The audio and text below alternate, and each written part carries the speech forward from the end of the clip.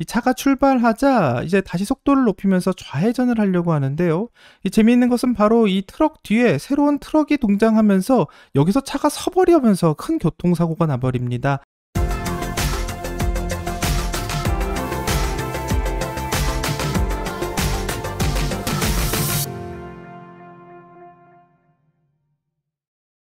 안녕하세요. 오늘의 테슬라 뉴스입니다. 자, 오늘 테슬라는 278.39를 기록했고요. 오늘 무려 11.93%라는 12%에 가까운 상승이 있었습니다. 자, 모두 축하드립니다. 자, 테슬라의 한 주 동안의 변동성을 보면 현재 16.97%의 상승을 한 주 동안 보여주고 있고요. 한 달 동안에는 17.59%의 하락을, 6개월 동안에는 14.13%의 상승을 보여주고 있으며 2025년 1월 1일부터 현재까지는 31.06%의 하락을 보여주고 있습니다. 자, 이제 테슬라의 MDD 값은 43.02%를 보여주고 있고요. 이 테슬라가 전 고점인 488까지 가기 위해서는 75.49%의 상승이 필요한 상황입니다. 자, 오늘 테슬라의 주가가 갑자기 12%나 상승을 했는데 이런 움직임에 매우 놀라셨을 것 같고, 이 갑자기 테슬라가 왜 이러냐 싶겠지만, 이 최근 테슬라의 주가 흐름을 보면 갑자기 이러는 것은 아니고 현재 4일 연속 테슬라의 주가는 상승하고 있는 상황이며 4일 동안 23.56%의 상승을 기록 중입니다. 자, 테슬라의 주가가 언제 갑자기 올라갈지 알 수가 없기 때문에요. 이 장기적인 안목을 가지고 장기 투자하는 것을 추천드리지만, 정말 많은 분들은 테슬라가 100달러에 갈 거라고 예측했었고, 또 200달러가 왔으니 100달러 가는 것도 어렵지 않다고 말했었지만, 이런 예측과는 상반되는 방향으로 가고 있는 것 같습니다. 자, 테슬라는 장중 12%의 폭등세를 기록하고 있고, 이런 테슬라의 반등에 대한 주된 배경으로 일론 머스크의 테슬라에 대한 자신감을 손꼽는데요. 또 현지 미국 시간으로 20일 테슬라의 직원들을 불러 긴급 회의를 했었는데, 인공지능을 기반으로 한 테슬라의 자율주행과 로봇 산업의 미래가 밝다고 강조하며 주식을 팔지 말고 보유하라는 발언 이후 많은 전문가들은 머스크의 이날 연설이 테슬라에게 분수령이 될 수 있다고 판단하고 있습니다. 자, 이런 평가 이후 하루 만에 테슬라의 주식은 12% 가까이 급등했는데요. 이 도널드 트럼프 대통령이 예정하고 있었던 자동차 관세를 보류한다라는 소식이 투자 심리를 어느 정도 자극한 것으로 판단되고, 또 최근 관세 전쟁 격화와 경기 침체를 우려하고 일론 머스크에 대한 전 세계 소비자들의 반감 역시 더해지면서 테슬라는 8주 연속 하락하며 절반의 수준까지 내려갔지만, 예정했던 자동차의 관세를 보류한다는 소식에 테슬라의 주식은 다시 반등하면서 다른 모습을 보여주고 있습니다. 자, 월스트리트 저널은 트럼프 행정부가 4월 2일 발효할 관세의 범위를 좁히고 있다고 말하며 자동차와 반도체 등의 품목별 관세를 일단 보유하기로 했다고 가닥을 잡았다는 보도를 하고 있는데요.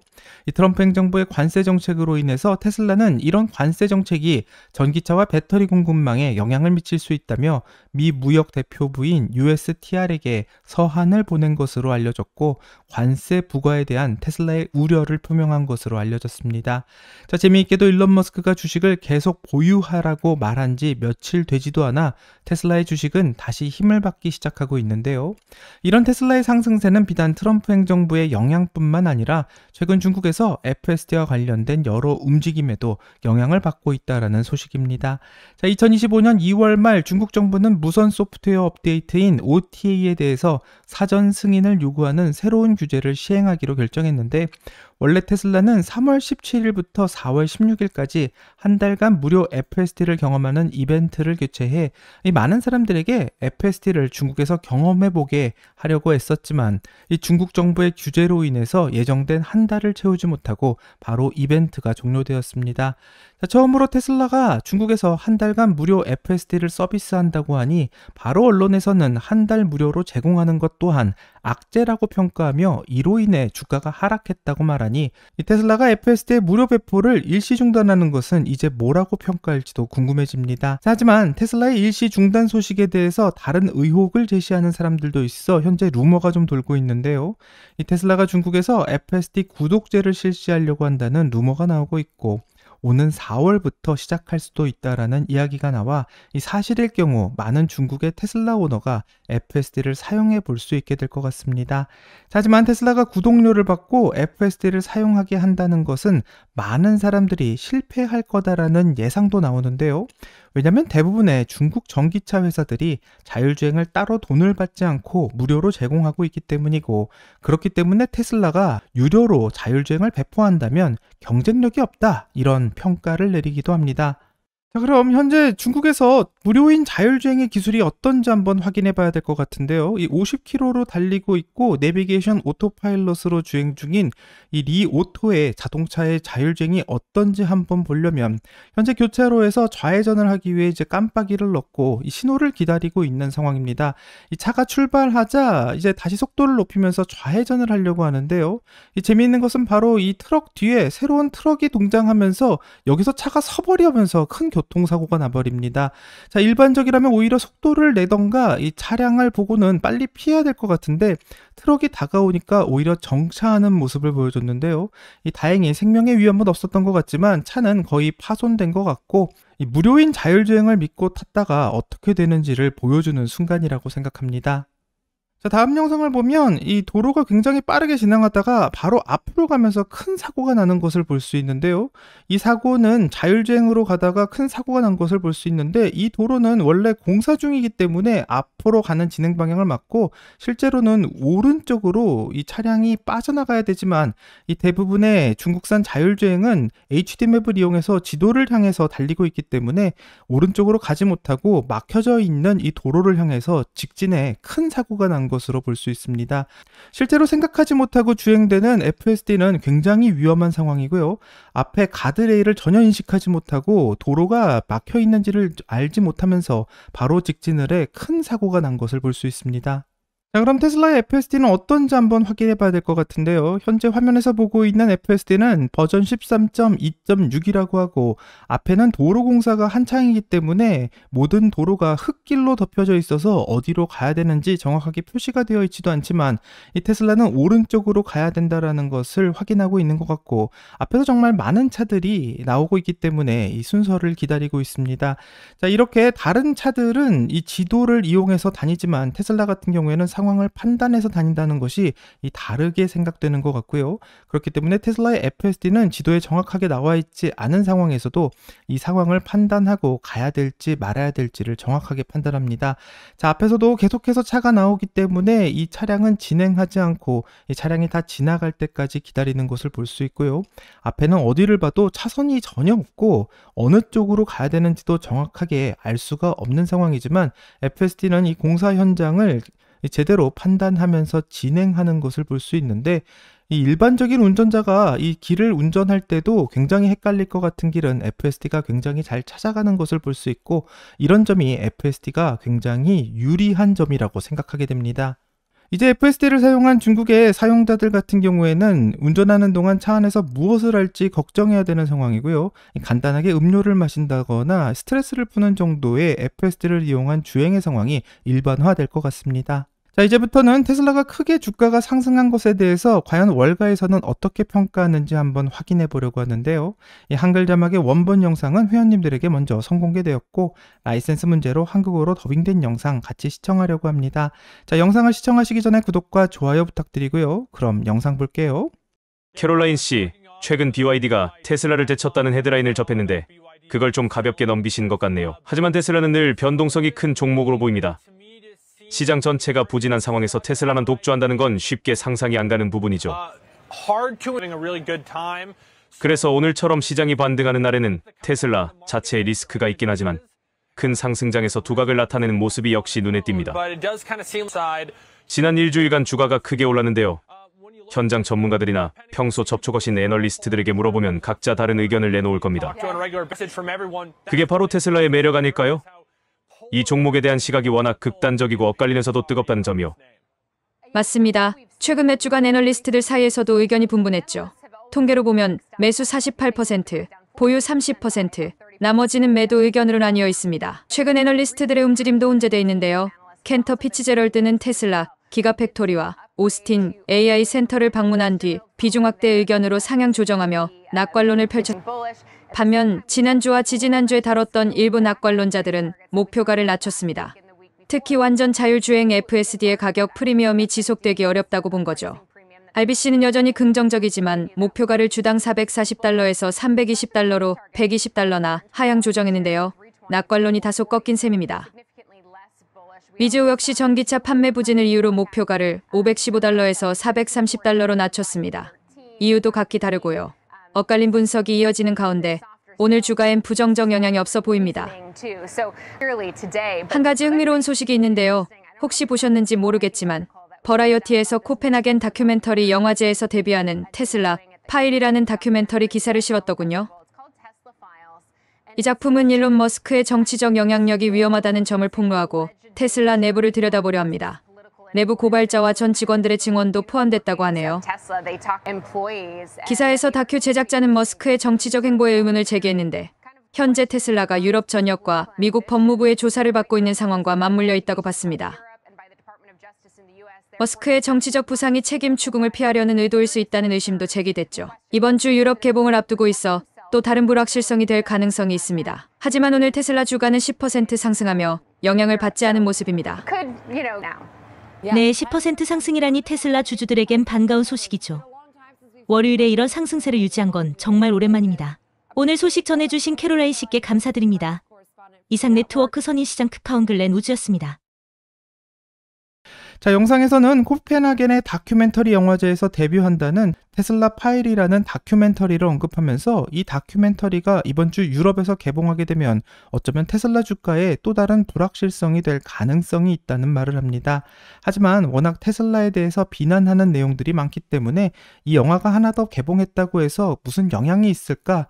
개인적으로는 큰 영향이 없는 단순한 노이즈가 될 거라고 생각하고요. 이보다도 관심 있게 봐야 할 점은 최근 언론들이 언급하고 있는 BYD가 테슬라를 제쳤다라고 말하는 이런 헤드라인이라고 생각하는데, 이 영상에서 사회자는 이 문제를 가볍게 넘기면 안 될 일이라고 주장합니다. 자, 우선 BYD와 테슬라의 문제가 되는 기사를 한번 확인해 보면 테슬라의 중국 라이벌인 BYD의 작년 매출이 29% 급증해 1,000억 달러를 돌파했다고 하는데요. 이 테슬라는 2024년에 976억 달러의 매출을 올렸고 BYD는 1,072억 달러의 매출을 올렸으니 BYD가 테슬라보다 더 대단한 판매를 보였다고 2024년을 정의하는 것 같습니다. 자, 테슬라가 179만 대 팔 때 BYD는 427만 대를 팔았으니 BYD가 테슬라보다 더 중요한 기업이다, 이렇게 주장하는 것만 같은데요. 하지만 BYD에서 전기차만 생산하는 게 아니기 때문에 실제로 전기차만 놓고 보면 테슬라는 179만 대의 전기차를 팔았고 BYD는 176만 대의 전기차를 팔았으며 많이 따라온 것은 사실이지만 테슬라를 넘어선 것은 아직 아닙니다.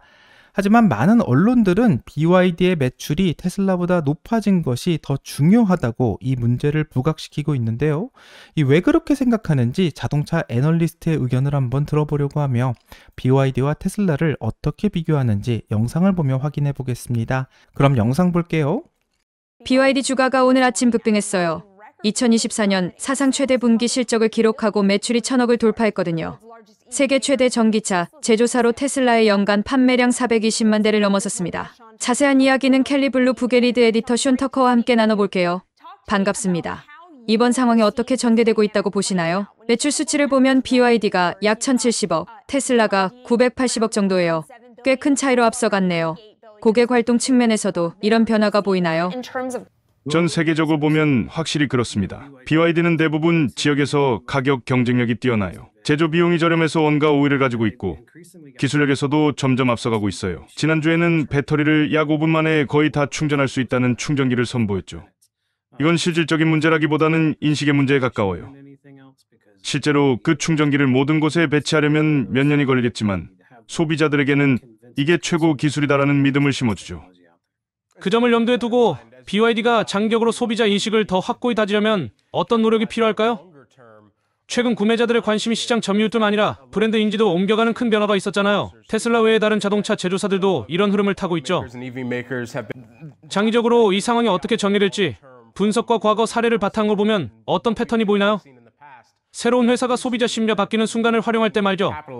BYD는 독특한 도전에 직면했어요. 미국과 유럽이 성장 속도를 늦추려 하고 있거든요. 그래서 성장은 주로 그 외 시장에서 이루어지고 있어요. 하지만 인지도 측면에서는 서구 외 성장 시장에서 빠르게 자리 잡고 있습니다. 테슬라의 동향에 대해서도 좀 더 알려주세요. 캘리블루 북에서 소비자 중심 연구와 조언을 전문으로 하시잖아요. 일부 투자자들이 말하는 것처럼 테슬라에 대한 소비자 수요가 회복 불가능한 수준으로 변했다고 보시나요? 회복 불가능하다고까지 단정하긴 어렵지만 최근 충성도와 이탈률에서 변화가 보입니다. 원래 테슬라는 업계 평균보다 훨씬 앞섰는데 지금은 평균 수준으로 내려왔어요. 이건 후행 지표라서 지난주 상황을 바로 반영한다고 보긴 어렵죠. 테슬라가 점점 평범한 자동차 회사로 변하고 있어요. 그러다 보니 제품 라인업도 낡아 보이고요. 곧 나올 흥미로운 신제품도 없고 작년에 충전 기술을 공유하면서 큰 경쟁 우위를 잃었죠. 자동화에 큰 베팅을 했는데 머스크는 그게 미래라고 하지만 다른 회사들도 똑같이 자동화에 투자하고 있잖아요. 숀, 테슬라가 이 상황을 뒤집고 평범한 회사로 남지 않으려면 다음에 무엇을 해야 할까요? 머스크는 테슬라가 자동차 회사가 아니라고 하죠. 그 말이 맞다면 저도 뭐라 할 말이 없네요. 저는 자동차 회사 분석가니까요. 하지만 자동차 회사로 보면 테슬라에 지금 필요한 건 두 가지예요. 지금 라인업은 좀 낡았고 리프레시는 있지만 완전히 새로운 제품은 아니잖아요. 기술도 조금 뒤처진 면이 있죠. 테슬라 차량은 대부분 400V 아키텍처인데 경쟁사들은 800V로 가고 있죠. 그리고 솔직히 말해서 홍보 문제도 있어요. 머스크 문제를 어떻게 풀어야 할지 모르겠네요. 숫자를 보면 테슬라 판매가 2023년 2월에 정점을 찍었어요. 그때는 아무도 몰랐지만요. 정치적으로 조용한 CEO였다면 이런 문제들이 덜했을 수도 있지만 현실은 그렇지 않죠. 2024년 데이터를 보면 테슬라 모델 Y가 캘리블루 북 기준으로 4위에 올랐잖아요. 이제 2025년에 접어들었는데 테슬라가 맞닥뜨린 장애물에 대해 초기 수치가 뭐라고 말해줘요? 아쉽게도 1분기 결과는 수요일에 나와요.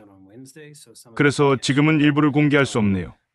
하지만 모델 Y는 하락세를 보일 거라고 생각해요. 지금 큰 문제는 소비자 충성도가 떨어지고 교차 쇼핑 비율도 줄고 테슬라를 다른 차로 바꾸는 이탈률이 늘고 있다는 거예요. 모든 트렌드가 좋지 않죠. 자동차 산업 전반을 보면 어떤 전망을 하시나요? 특히 관세로 타격을 받기 쉬운 분야잖아요. 오늘 관세가 예상보다 덜 강하게 적용된다는 소식이 있었어요. 제너럴 모터스나 스텔란티스 같은 개별 자동차 주식의 랠리가 이 단기 소식 덕분에 얼마나 지속될까요? 그건 알기 어려워요. 관세 이야기가 너무 자주 바뀌니까요.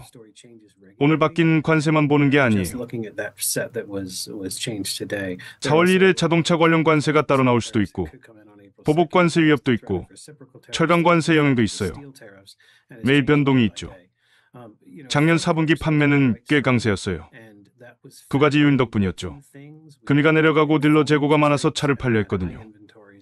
그런데 이제 금리는 더 안 떨어지고 딜러들은 높은 재고를 무역 협상 기간을 버티는데 활용하려고 해요. 다음 주 데이터 나올 때까지 기다리고 있을게요.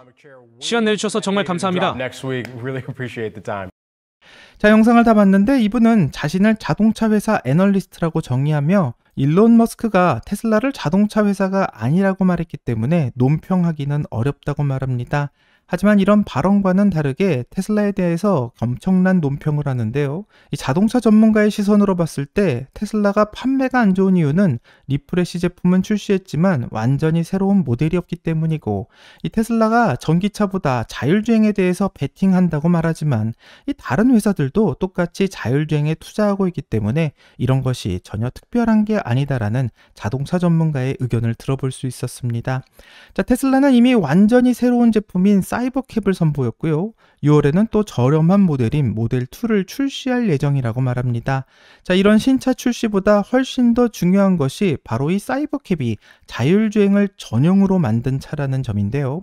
일론 머스크가 앞으로 5년 안에 모든 사람이 자율주행을 보편적으로 사용하는 시대가 올 것이라고 말했고, 이 예상이 정말 사실이 된다면 지금 전기차를 몇 대 더 파느냐가 중요한 게 아니라 자율주행 기술이 있냐 없냐가 중요하다고 생각하며, 자율주행 기술이 없는 회사는 5년 후 실제로 생존을 걱정해야 될 수도 있기 때문에 중요하게 봐야 될 것은 어쩌면 전기차 판매 대수가 아니라 자율주행의 완성도가 아닐까 생각해 봅니다.